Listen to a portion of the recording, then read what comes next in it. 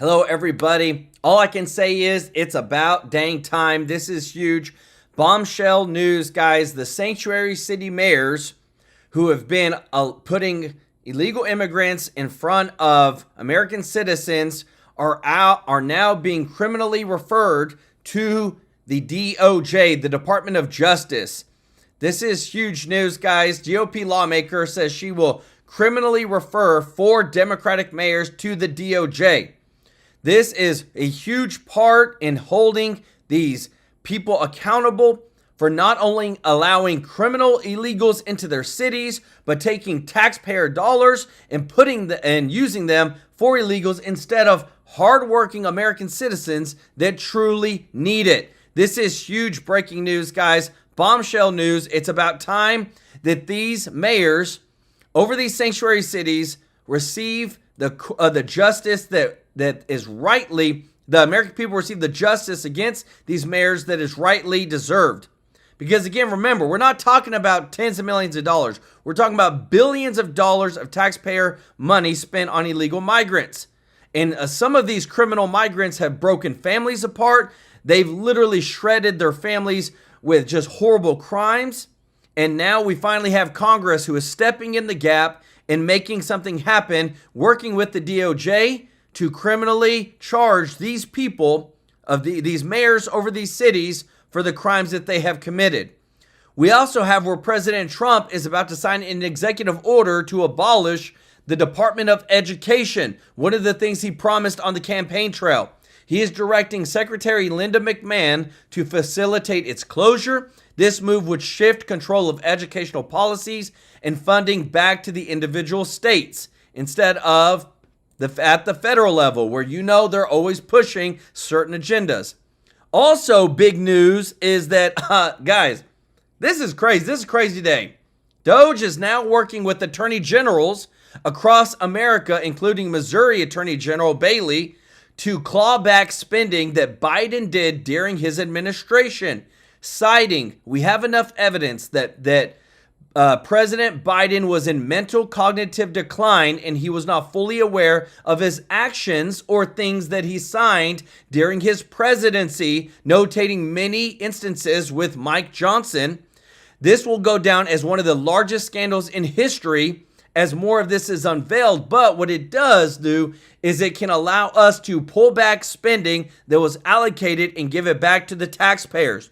Because Elon Musk had a huge meeting with the Doge subcommittee and about the Doge dividend checks, about having a easily way to cut $1 trillion in wasteful spending. Such huge news today, guys. You cannot beat this right here.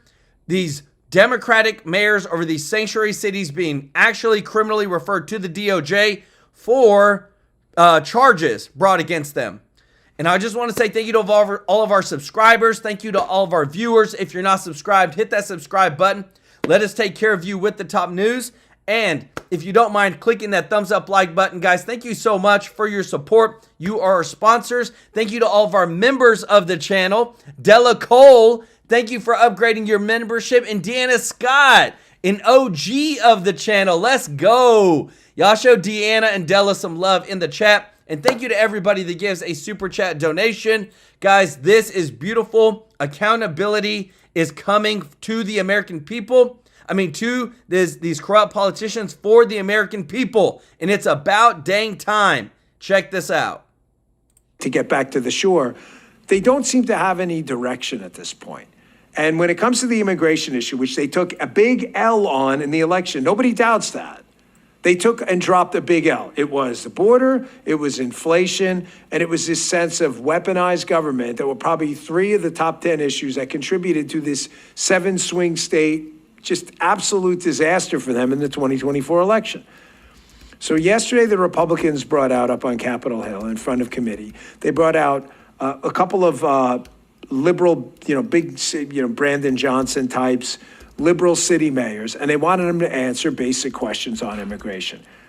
The hearing did not go well for the Democrats. But I want to play this clip of Senator Mark Warner first, who is forced in a swing state like Virginia now to admit the obvious. that because the numbers have dropped so dramatically at the border, everything we told you was true.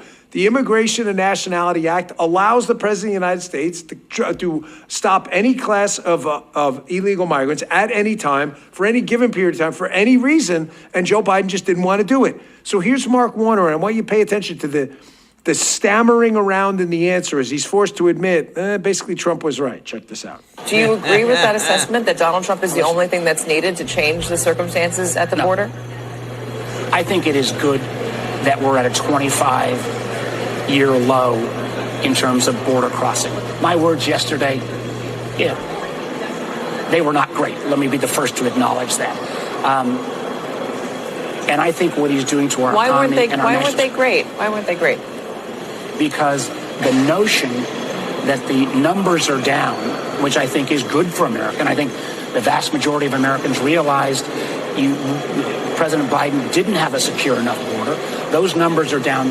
That's good news for our country.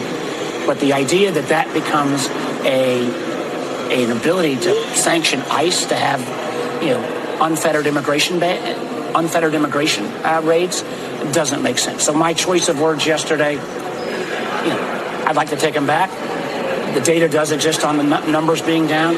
What we've got to do going forward, and we again heard last night from a president who had a State of the Union that I'll stand by my words, was the least amount of outreach to anybody who didn't vote for him, that doubled down on all the MAGA issues. Wasn't a good night for America last night. It wasn't a good night. What are you talking about? It was a great night for America. It was just a bad night for you. What a bad night for America. Notice the little sleight of hand he does there, too. You see this often with politicians. By the way, both parties, they all do it. But when they're caught in a corner on a question, he knows this guy's not stupid. Mark Warner's been around forever, Democrat from Virginia, obviously on the Senate side. He's not a dumb guy. It may make you feel good to say he's a dumb guy, but he's not. He knows what he's doing. Mark Warner knows in the state of Virginia that illegal immigration is a growing problem for him and his party, because they're the party of pro-illegal immigration. They just are. They can fake it all they want.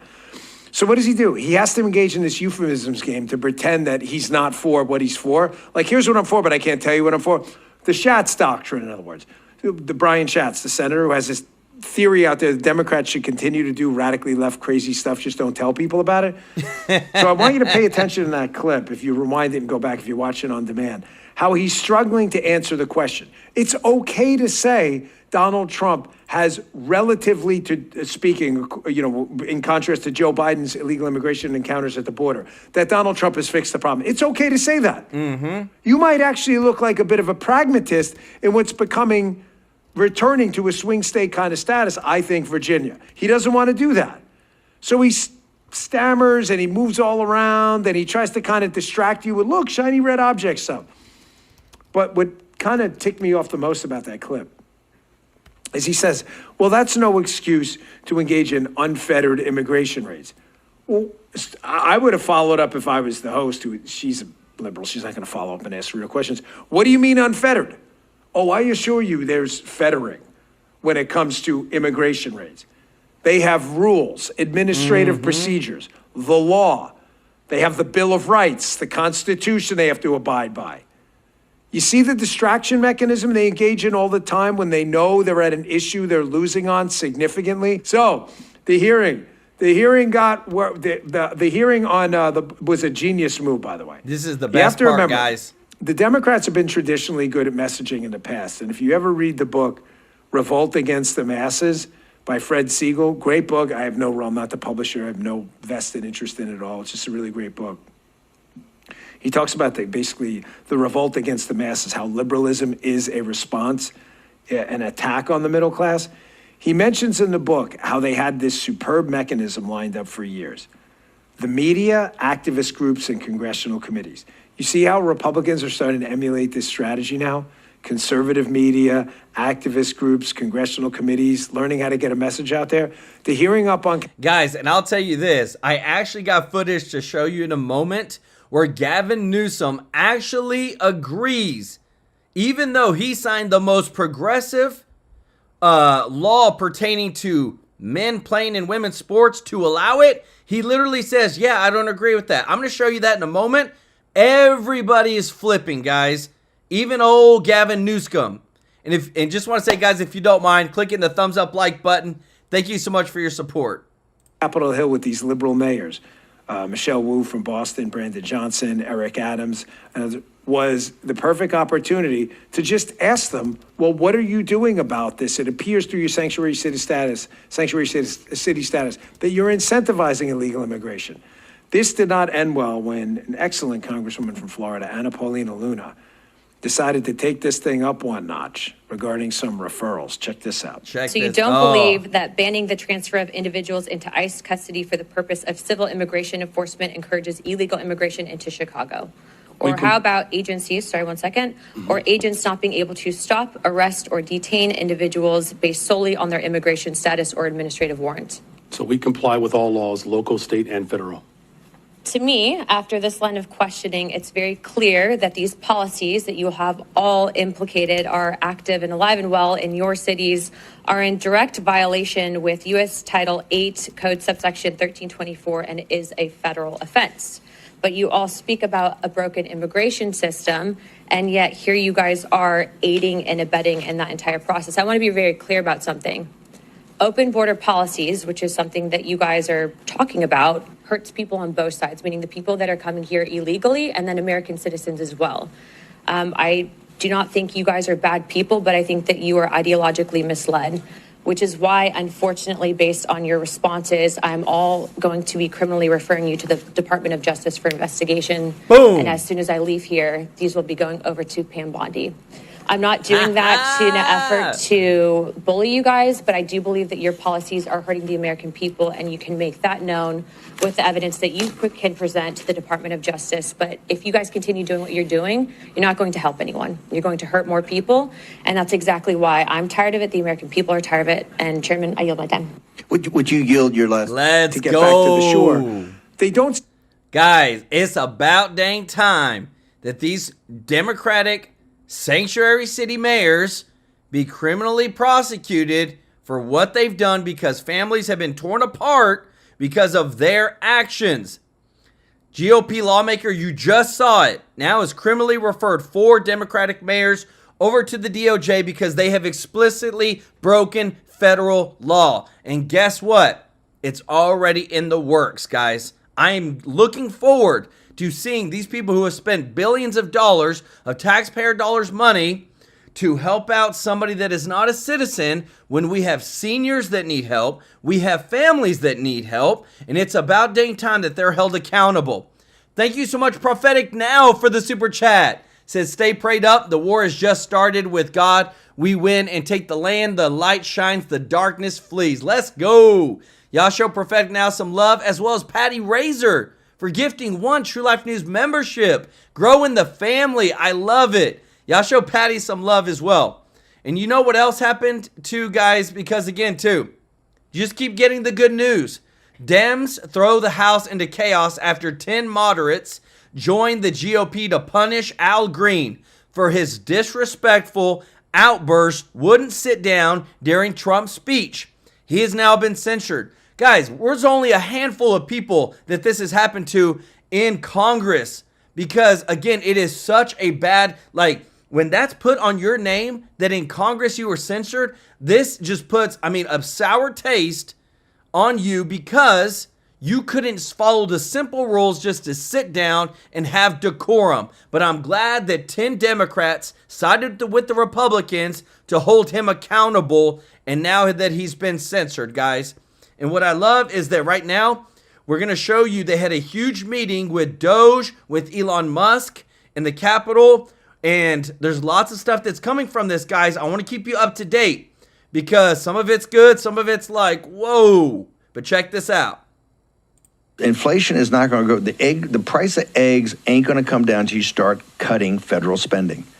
It is Keynesian theory 101. You're still having a massive stimulus put in this economy every month, and somebody's going to have to sit there and go, hey, this is just the way it's got to be. And I'm a huge supporter of these tax cuts. No tax on tips, no tax on overtime, no tax on Social Security for working class people.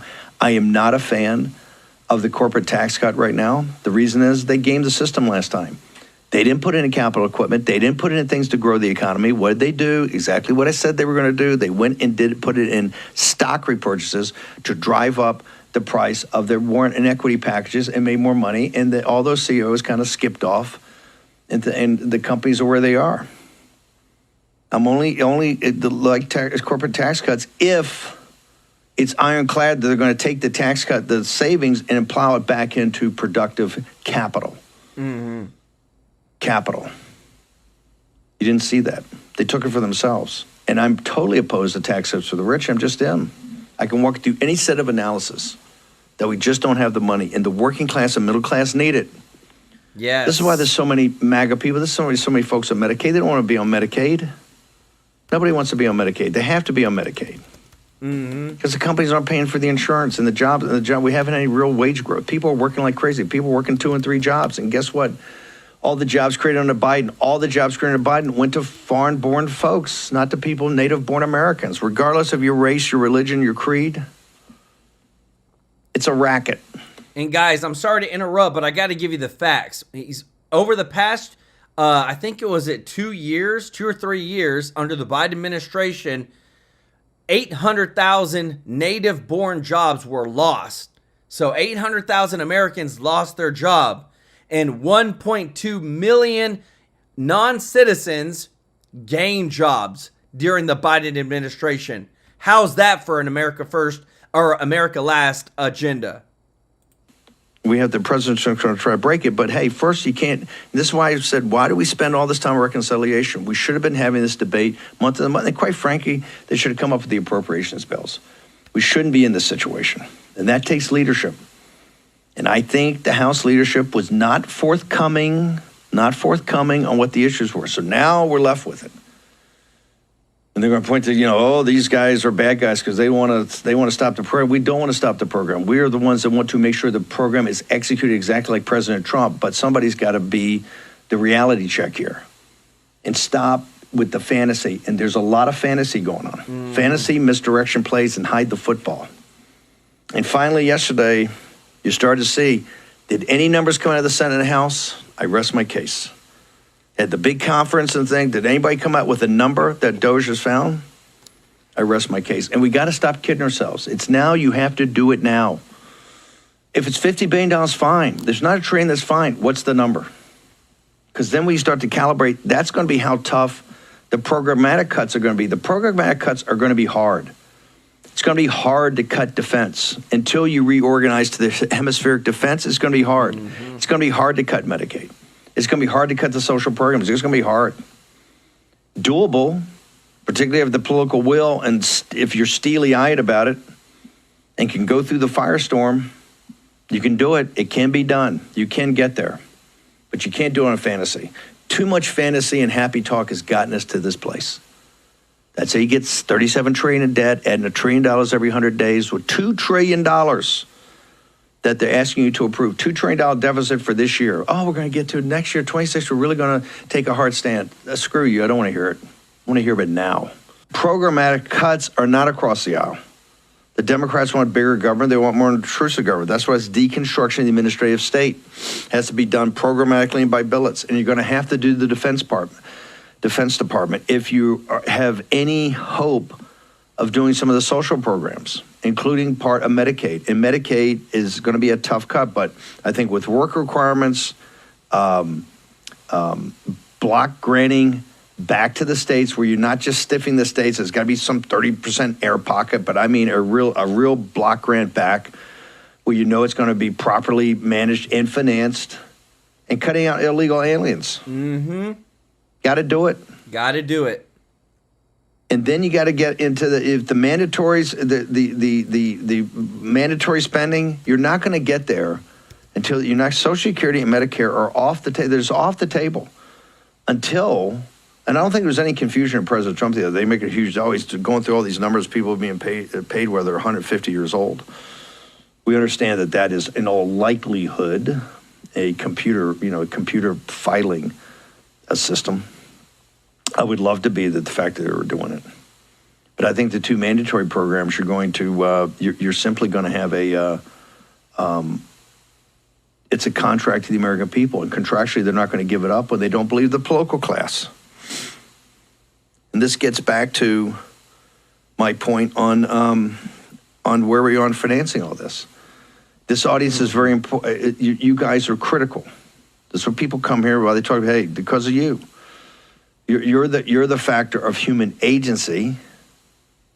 It's your agency, and it's going to be huge in this play. And that's why I think it's pretty obvious to back a clean CR, which is something in this audience. You didn't back it when I was in prison. Thank God. It made it harder. They wanted to do a whole year at that time and had every reason, every excuse in the book. In December is supposed to be to get the appropriations and have President Trump's input. Well, I would say that President Trump's input, it's not perfect. They didn't get the approach, it's not perfect, but it's what Doge has found so far. We have to have a range. I don't think it's, hey, in the House, not asking specific questions about that last night, you gotta stop fanboying, and you gotta stop the fantasy. We don't have capes on. This is grinding it out, and this is gonna be very tough. We have to face reality. I particularly don't feel great that after this show was the one that said, you forced them across the Potomac to the Pentagon. Because remember, all the people around him saying, no, Pete Hicks is going to handle the Pentagon. Doge will do everything else. We said, no, it doesn't work like that. Doesn't work like that. Pete's got his own issues and account audits, all this stuff. This has got to be an outside, fresh set of eyes. If you're going to do it for part of the government, you got to do it for the biggest part, and that's the industrial complex over the Pentagon. Yep, that is the biggest one, guys. If we don't cut that spending, I mean, because again, too, they can't pass an audit. They don't need, we need to cut back their spending. Guys, if you don't mind clicking the thumbs up like button, thank you so much for your support. GOP lawmakers are criminally referring four Democratic mayors to the DOJ to be criminally charged for doing what? Having sanctuary cities. It goes against Trump's executive orders. It goes against federal law. And now that we have somebody in the DOJ, Pam Bondi, who will actually prosecute these people for literally breaking federal law. This is amazing, amazing news. And what's even better, guys, is that, again, the wins keep coming. Guess what's about to happen let me make sure this is zoomed in. Yeah. The CIA is starting a mass Doge-inspired firing of its staff, asking employees to go to an off-site spot to turn in their badges. Again, mass layoffs across these government agencies that are really bloated, got a ton of fat, and from what we've heard from a lot of people, a lot of them don't do a lot of work. And we need to recoup that money back. We need to make sure that we're only spending what we need to spend.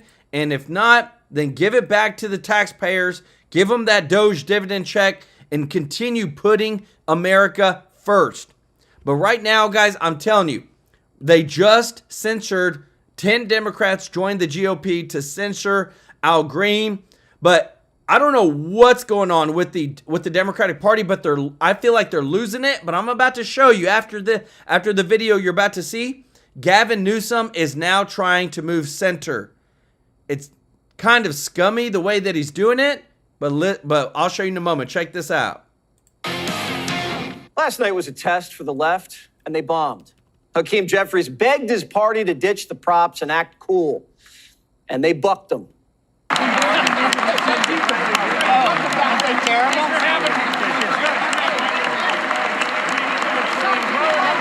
Ooh! Democrats think they're brave to bring signs to a speech by a president who got shot and popped back up.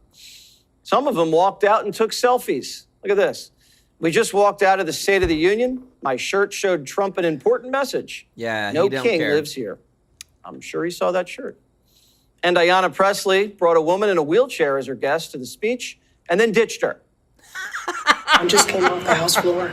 I could not stand one more second. This man, with his hateful rhetoric and his even more harmful policies, I went because I wanted to honor my State of the Union or my joint address of Congress guest, Claire from Everett. And because Claire is also a manual wheelchair user and navigated a lot of ableist spaces to come here today, I wanted to take a seat and take up space and honor her. But there is no way that I could stay there. We send these politicians to Washington to work for us, and they're walking off the job. We don't pay them to walk out of the job. If you don't like something your boss says, do you just walk out of the office and snap a selfie? Wow. It's like the Democrats never got over 2016. Trump beating Crooked was so traumatic. The Democrats had a psychotic break and never recovered. They're stuck in 2016, trapped in a nightmare. The media is trying to stage an intervention. I don't know who thought up the bingo signs, but they should be fired. Michael, this is an indictment, in my opinion, on the Democratic leadership. The Democratic leadership said they didn't want disruptions and they wanted people to attend and bring a guest and they wanted, little business as usual, and we're fighting back in other ways. There is a palpable disgust, as Claire said, from not just the members, but their constituents. The visuals are not taking back the House in 2026. When's the last time you ever saw MSNBC tell the Black Caucus to get it together? This has got to be a first. Even late nights taking shots. The Democrats came ready to fight back with their little paddles, okay? That is how you save democracy, by quietly dissenting or bidding on an antique tea set. It was hard to tell what was going on. I'm just kidding. That was very cool, Democrats. In fact, I made my own sign. The Democrats don't even look like they should be in the same room. They went from singing to suing to swearing to holding up homemade signs. I don't know what else it is for them to do. They are just a lost party, no real fight whatsoever. It's like Republicans and Democrats aren't even playing the same game. They're not in the same league. They're not shooting at the same basket. They aren't even speaking the same language. You all honestly shouldn't have shown up if you weren't going to be more disruptive. Okay, poor Al Green, he dropped his nuts. Okay, maybe he thought if I set it off, folks will follow suit. But no, y'all out there holding up signs like it's a silent auction. The party can't even decide if Weird Al Green's a hero or a zero. Listen to these House Democrats act like he stood in front of a tank in Tiananmen Square. And Al Green's going to do his thing, and we're thankful that he did. But the reality is, we're going to push back on this. I want to say to Al Green, I wish I would have stood with you. Thank you for your courage. The squad got all wound up after Weird Al's Raising Cain and took it out on poor James Comer. Let me proceed. Data from Texas shows that U.S.-born Americans commit more rape and murder than immigrants. Listen, this trend of you all trying to get thrown out of committee so you can get on MSNBC is going to end. We're not going to put up with it. This is my procedural right as a member of this committee. Put him in jail. You can go with Mr. Frost and Mr. Green. I'm reclaiming my time. That's what you want. No. Ms. Presley, I have been very accommodating to you. Mr. Superjohn, and I take particular umbrage as a survivor of sexual violence. I will insert into the record. This is my right. Thank you. No. Pelosi, when she was in the driver's seat, would never have tolerated these kinds of shenanigans. But Nancy's got a cracked hip, and now she's riding in the back, and it's the Hakeem show. And no one even knows what the party stands for. The Democrats are flailing because you can't just be the resistance. You got to be for something, and they haven't coalesced. They have no idea what they're for. They're just against Donald Trump, and he continues winning. Politico says fighting Trump requires focus. Democrats didn't show it. Congratulations, attention-hungry Democrats. You stole the spotlight from Donald Trump on Tuesday night. Your reward? Undercutting your own message in the fight against Trump, making your party look small and desperate, and making Trump look like the commanding figure he desperately wants to be. Well, Trump's not desperate to be commanding. He just is. He is. Yeah. And that stature that he has is earned through action. That's the truth. And it's earned through grit and vision. It's not earned on the dance floor. Guys, let me tell you this. If there's anything that we need to start seeing, we already know that GOP lawmaker Anna Paulina Luna is criminally referring 4 Democratic mayors to the DOJ. Those people that are getting thrown out of these committees, they need to be censured too. They all need to be held accountable. You don't just come in and throw out these false claims and basically say that Americans are worse than illegal immigrants. So that's why we need to just let them all in. If you're enjoying this as much as I am, guys, hit that, do me a favor and click that thumbs up like button for me, please. And if you're not subscribed, hit that subscribe button because what you're about to see next, guys, is a smackdown. in the House, you got our brother, John Kennedy, who literally makes sure that there's people that get called out. Because I'm telling you this, if we don't do this every single time, that sometimes you have these people that are coming in, they're trying to control they're trying to control the narrative, they're trying to control the news, they're trying to make sure that Americans only see it a certain way, and we're not having it anymore. And what I love most of all is that he's not afraid to call every single one of them out, guys. That's how amazing it is. And I'm pulling it up right now, guys. Apologize for that. 1 second. This right here, you're about to enjoy this. Check this out.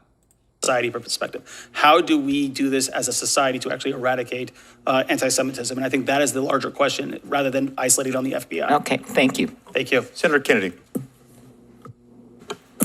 Thank you all for being here. Ms. Solomon, I want to be sure I understand your testimony. Did I understand you to testify that anti-Semitism is worse under the Trump administration? Senator, thank you for your question. You don't have to thank me.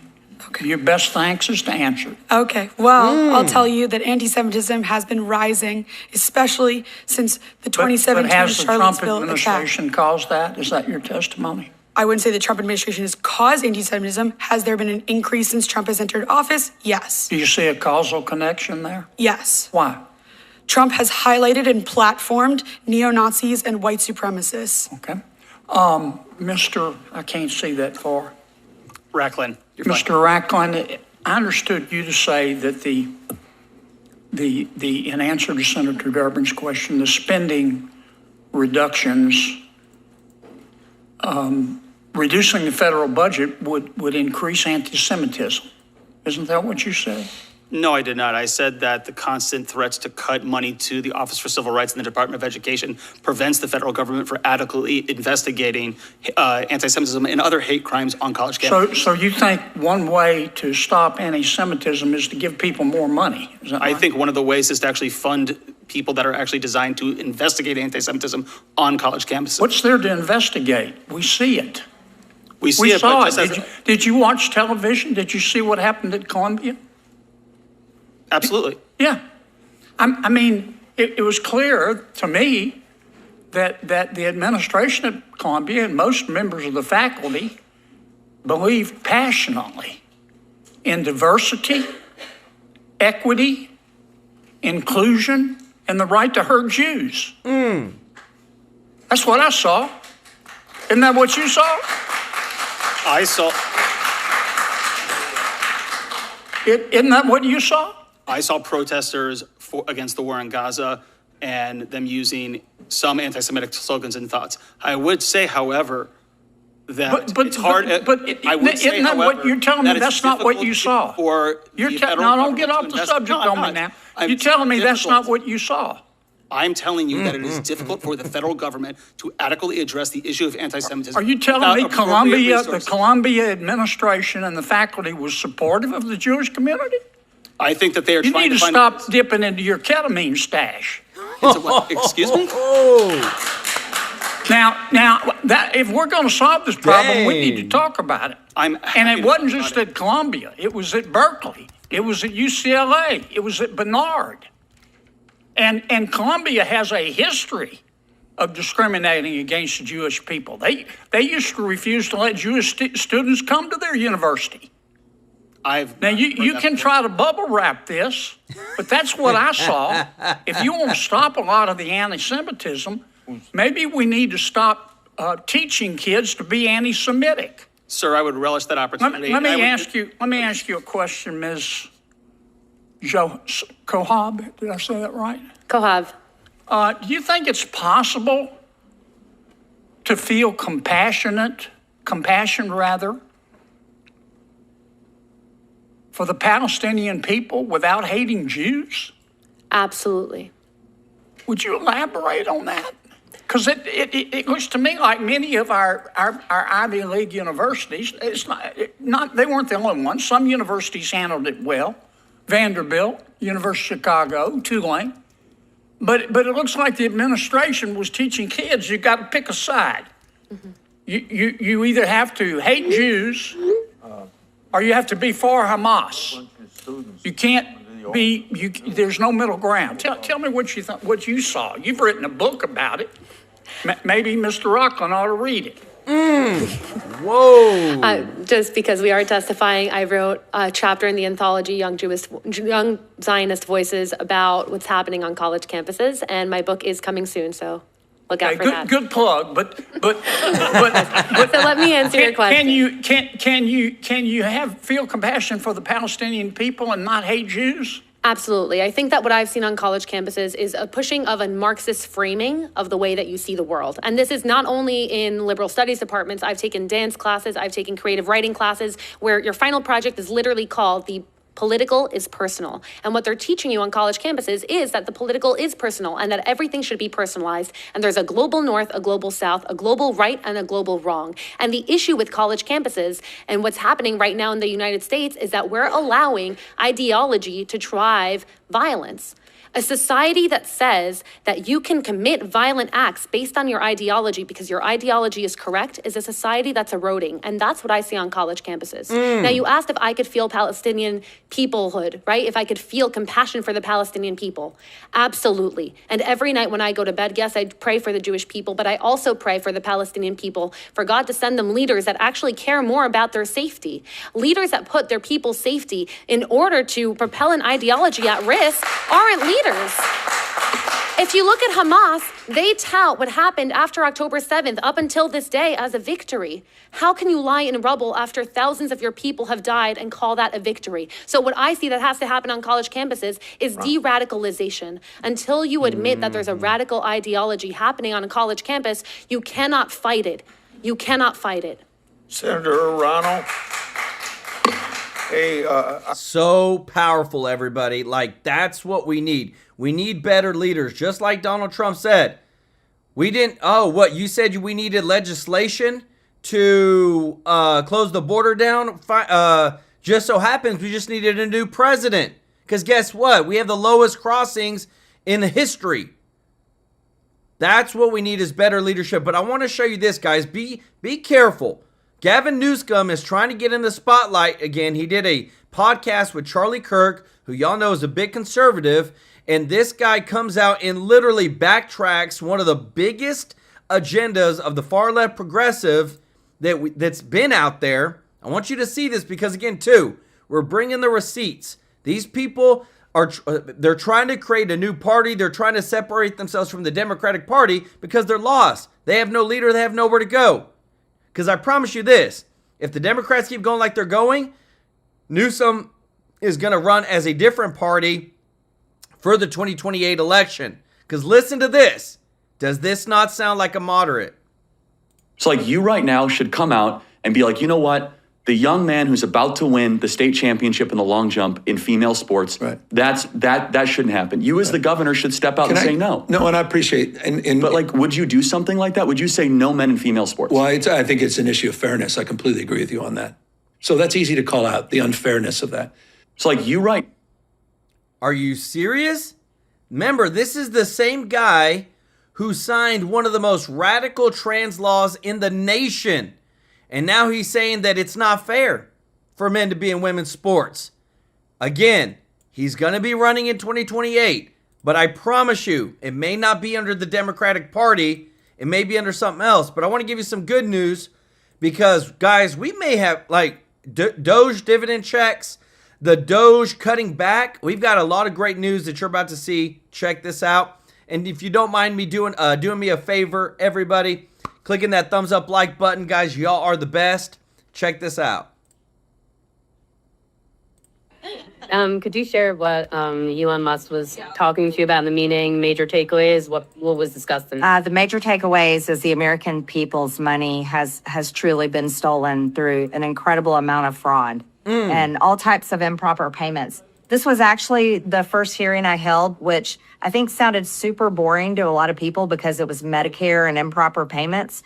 But the things that they've discovered is how Social Security numbers have been used, and these are for dead people that are over 115 years old, and how basically criminals have been able to take these Social Security numbers, and we're able to get things like small business loans. We're able to get all types of money taken from federal government programs and basically stolen it all. So this is something we had a very detailed meeting with Elon and his team with the Doge committee, and we look forward to holding some very impactful hearings going forward.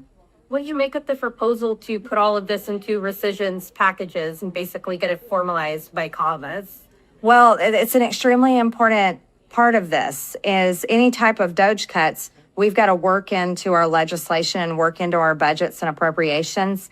And that's a large amount of planning that's happening. I think what's exciting for the American people is this is very bipartisan. And this might be one of the first things that the American people could see coming from Washington, D.C., where we're literally talking about money that is being used in fraudulent ways and being stolen by criminals. And I think it's something the American people care about. It certainly has been like a number one issue. And so, ma'am, what was his grappling message on their sites? I don't know how to sum it up in a top line message, but primarily that basically the American people have been robbed blind, and it's happening through improper payments, fraud, and a lot of systems that are just so old and outdated, computer systems that can't even work together between departments. Some federal government agencies and departments are actually hiring third-party vendors to hold their data instead of having their own systems that can communicate within the federal government. And was there any discussion in the room about, folks who are losing their jobs, federal workers who are out of work? No, we're talking about fraud and money being stolen. And listen, in the private industry, unfortunately, there's downsizing that happens and people lose their jobs. We're $36 trillion in debt. The American people can't afford it anymore. So no, that wasn't discussed. Did you come away with more of a process for how this would be put into law, go being a Doge, identifying this and being made? Yes, as the chair of the Doge committee, I am walking away with major tools that I can use, and very much look forward to having impactful hearings. Yeah, thank you. I love it, guys. Things are happening. They're happening big time. And I want to show you this because this is probably going to produce the biggest scandal in American history with what you're about to see next. So this was reposted by Senator Josh Hawley. Attorney General Andrew Bailey of Missouri said, Elon Musk, I am here to report $5 billion in wasted taxpayer dollars allocated to fund a green energy scam and massive land grab for Missouri farmers and landowners. So check this out. This is the actual letter that they're going, and this is what they're starting to press on, guys. This is the receipts. Listen to this. In the waning chaotic days of the Biden administration, when the former president's mental decline had grown to such a severe state that we now know he was not actually running his own White House and often signed documents without even knowing what they contained, left-wing bureaucrats seized the opportunity to advance their radical green agenda. In the shadows of this confusion, far-left deep staters advanced a $4.9 billion green energy federal loan guarantee boondoggle to bankroll the Grain Belt Express, one of the most egregious abuses of taxpayer dollars in recent memory. So now they're coming, guys. Thank you so much, Judy Lynn Loving Spirit, for gifting one True Life News membership. Let's go. Y'all show Judy Lynn some love in the chat. This is the first of many to come, where because of former President Biden's cognitive decline, they're going to start clawing back on a lot of the spending. They're going to start moving forward to advance Trump's agenda because we have enough evidence from not only Republicans, from Democrats as well, as to the decline that that Biden was in his presidential term. Check this out. We need to test Trump for steroids. because he just set the State of the Union record, 99 minutes, beating Bill Clinton by a mile. The vast majority of the country thought it was presidential, entertaining, and inspiring. Voters say Trump's speech gave them hope. Take that, Barack. But one side of the room missed out. I look at the Democrats in front of me, and I realize there is absolutely nothing I can say to make them happy or to make them stand or smile or applaud. Nothing I can do. For just this one night, why not join us in celebrating so many incredible wins for America? For the good of our nation, let's work together and let's truly make America great again. Trump said Democrats will never change.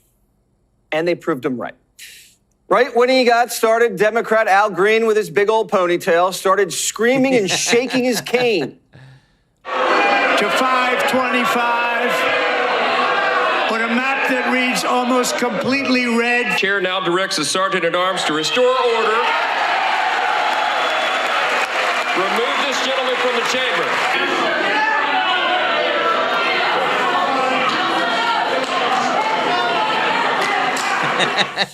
Imagine you tried that at work. The boss is giving a big presentation in the boardroom and you pop up yelling and screaming and menacing him with your cane. You get fired like that and thrown into a straitjacket. But you do it in Washington and everyone's like, oh yeah, it's the old guy with the pony and cane. But Al Green wasn't finished. I have other things I'm protesting. And I'm also working on my articles of impeachment. This president is unfit. Good luck with your articles, Al. You're getting censured, just like Adam Schiff. And he says he'd do it again. I heard the speaker when he said that I should cease. I did not, and I did not with intentionality. It was not done out of a burst of emotion. I was emotional about it. I would do it again. I have to be candid with you. I'm not trying to in some way. Guys, I don't know how you make sense of that. I did not do it with a burst of emotion, but I was emotional about it. That's how the Democrats think, guys. You can't make sense of it. They insult you. This is a matter of principle. This is a matter of conscience. Weird Al Green spent all day working on that stunt. Not working for the people he represents, working on drawing attention to himself. If Green thinks he knows better, why isn't he president? Green was just in power. His crew blew it, so Trump was just elected to clean up their mess. It's like wrecking your car and heckling the mechanic while he's fixing it at the body shop. Remember when Joe Wilson screamed, "You lie," at Obama? And it was as if someone had spat on the Holy Bible. They said it was racist to interrupt the Messiah. Well, now it's racist to chant USA. I mean, it felt like I was watching something in a history class of racists yelling at an elderly black man challenging the president of the United States. Trump wasn't bothered by any of it. Wow. He kept cooking. $1 billion to improve the social and economic inclusion of sedentary migrants. Nobody knows what that is. $8 million to promote LGBTQI+ in the African nation of Lesotho, which nobody has ever heard of. $60 million for indigenous peoples and Afro-Colombian empowerment in Central America. $60 million. $8 million for making mice transgender. This is real. Americans watching at home, if they don't watch Jesse Waters Primetime, shame on you. We're hearing this for the first time. $8 million to turn Mickey into Minnie. Gotta love it. Democrats didn't clap for doging that pork because that money got laundered through their very own NGOs. But the other stuff Democrats sat on their hands for was just crazy.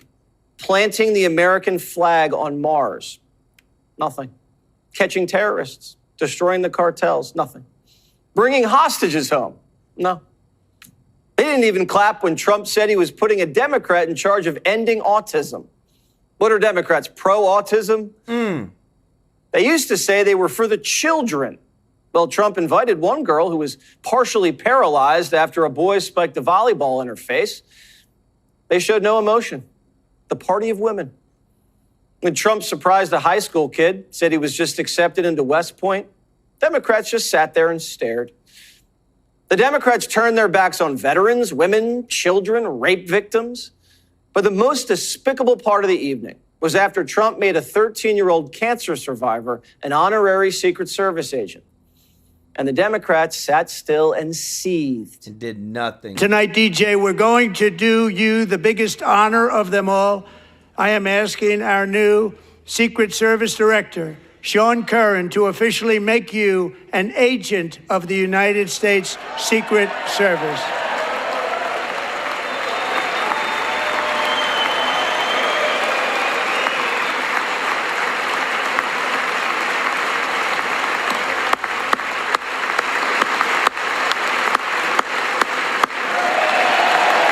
Let's go.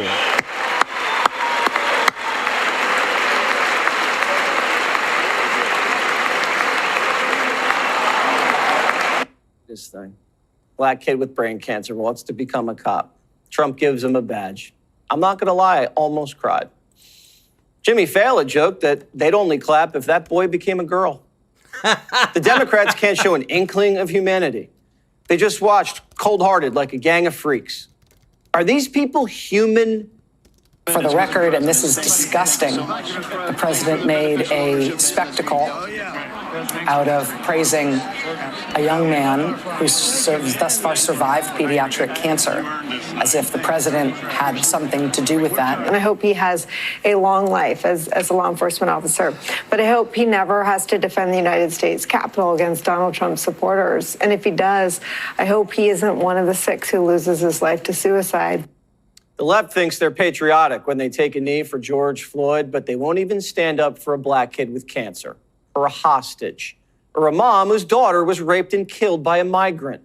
It was truly an honor, a very surreal feeling to be sitting in that area to remember the life that Jocelyn had. I found it very cowardly that a lot of the Democrats didn't clap. They don't stand for us as citizens. They don't stand for our security. They don't stand for honorable things that we need in this country. And it's very disgraceful to us as U.S. citizens that those are the people that we have here in Congress. Wow.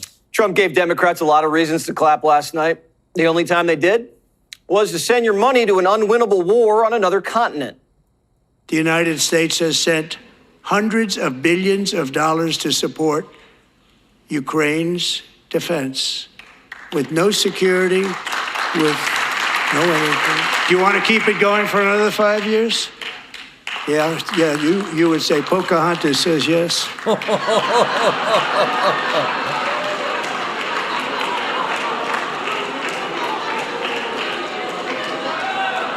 Disgraceful. 2,000 people are being killed every single week. More than that. They're Russian young people. They're Ukrainian young people. They're not Americans, but I want it to stop. Did you know that I'm more black than Liz Warren's Native American? I have my 23andMe, it's true. This lady lied about being Indian so she could teach at Harvard and wants to fight for Ukraine harder than she fights for you. Pocahontas. And the ratings are in. 37 million Americans saw that. The behavior of Democrats last night was completely disgraceful and demonstrated how severely out of touch they are with the American public. It was the most shameful moment in the history of presidential addresses in that beautiful chamber. The Democrats exposed themselves as the party of insanity and hate, the party that wants to put America last. They've allowed their Trump derangement syndrome to stop them from celebrating America and our people. And we will not allow them to forget that. Even some Democrats were shocked by what went down. To not stand for that little boy is aberrant and disgusting behavior. So they not only do they lose the high ground, but they shock the conscience, I hope, of many Democrats. Oh, yeah. And I know some Democrats who texted me. Where's the Democrats' national pride? We're celebrating America's 250th birthday in a couple of years while Trump's president. You know he's going to go big. Are the Democrats going to make a scene at the birthday party? Because it's looking like they will. Biden said he ran for president to restore the soul of the nation. So where'd the Democrats' soul go? Tip O'Neill worked with Reagan. Gingrich worked with Clinton. Why can't Democrats work with Trump, or at least clap for the country? Last night it struck me. The Democrat Party is mentally ill. I'm always playing armchair psychiatrist. They're just sick in the head. Yeah. We've been covering this party's struggle to figure out why they lost in November, and they still haven't figured it out. I don't even think they've hit rock bottom. Trump's just turned these politicians into a bunch of protesters. They don't look like a political party. They look like Code Pink. And if they can't acknowledge the problem, they can't fix it. Trump swept the swing states with half the cash Kamala had and 90% negative media while shackled with lawsuits. Almost every county got redder, and so did blacks, Hispanics, and unions and the youth. Trump seized the sweet spot of American politics, that red, juicy middle of the nation. The country agrees with him on almost every single issue. He is a man with a mission. I believe that my life was saved that day in Butler for a very good reason. I was saved by God to make America great again. I believe that. And it's about dang time, guys. I'm telling you what. Oh, sorry, guys. Got this ad going through. But it's about dang time that we are finally seeing that the GOP lawmakers are criminally referring these sanctuary city Democratic mayors to the DOJ. And from what we've seen and what we've heard about the DOJ right now, it's going to look like these they're going to be criminally prosecuted. All these mayors over these sanctuary cities who spent billions and billions of dollars of taxpayer dollars on illegal immigrants overstepping American citizens that needed the very same help. Thank you so much, Ava Bernard, for the super chat. Let's go. And I want you to see this, guys. Y'all show Ava some love in the chat. The more and more, I'm not joking. It's like the Democratic Party is intentionally trying to dismantle themselves with their policies, and they just showed their true colors. That it doesn't matter what you've been through. It doesn't matter if you've lost family members to criminal illegal aliens. It doesn't matter if you survived, brain cancer as a child. It doesn't matter if you were partially paralyzed by a transgender student playing your sport. If it doesn't meet their agenda, they don't care about it, which means they only care about the super minority and not the actual majority of the United States. And this is a beautiful thing that you're about to see, guys, which is called accountability. Finally, accountability. Check this out. Chair now recognizes Ms. Luna from Florida. Mayor Wu, does the... And guys, thank you so much for your support. If you don't mind doing me a favor of clicking that thumbs up like button and subscribing. If you're not subscribed, we're here to serve you with the top news. Boston Trust Act restrict communication with federal immigration authorities regarding individuals' immigration status, yes or no? We do not collect immigration status in law enforcement. I'd just like to point out, and Mr. Chairman, if I could enter the Boston Trust Act into the record.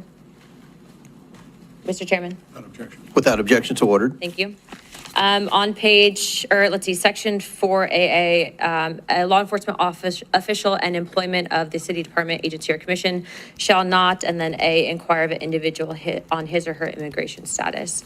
Under Title 8, U.S. Code subsection 1373 stipulates that local governments cannot prohibit or restrict communication with federal immigration authorities regarding individuals' immigration status, so your enforcement of this act is in direct violation of that statute. Can you please confirm? That is not Thank the you, truth. ma'am. That's a U.S. code. I don't know about you, but U.S. code does not lie. We do not ask about immigration status, and that is what makes Next us safe as a question, city. Mayor Johnston, you said in your testimony that the first step you took after illegal aliens arrived was to provide them with housing. Is that correct, yes or no? Folks that were on the streets freezing to death, we gave access to shelter. Yes, we did. Thank you. Not to be rude here, but you have a good understanding of what the definition of harboring is, correct? I do. Okay. For those that might not, harboring means to knowingly or recklessly provide shelter or place to stay for an illegal alien. And according to Title 8 of U.S. Code subsection 1324, that is also a federal crime. Just to be clear, did you also say that you would be willing to go to jail to stop deportation efforts? I did say that I'd be willing to stand up for all of our residents, and the context was that was the point at which the administration was threatening to deploy the U.S. military to streets of our cities to Okay. pull kids out of schools and churches, Thank so we you. were worried about that. Thank you, Mr. Johnson. Mr. Chairman, I'd like to enter into the record an article from CBS. Without objection, so ordered. Thank you. In this, it says, Johnson said earlier this week that he's willing to use civil disobedience and, if necessary, going to jail to stop deportations.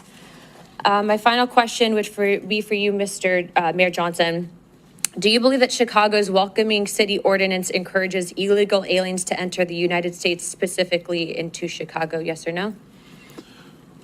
No. Okay.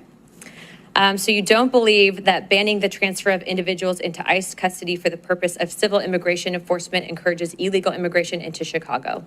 Or how about agencies, sorry, one second, or agents not being able to stop, arrest, or detain individuals based solely on their immigration status or administrative warrant? So we comply with all laws, local, state, and federal. Oh, no, you To don't. me, after this line of questioning, it's very clear that these policies that you have all implicated are active and alive and well in your cities, are in direct violation with U.S. Title 8, Code subsection 1324, and is a federal offense.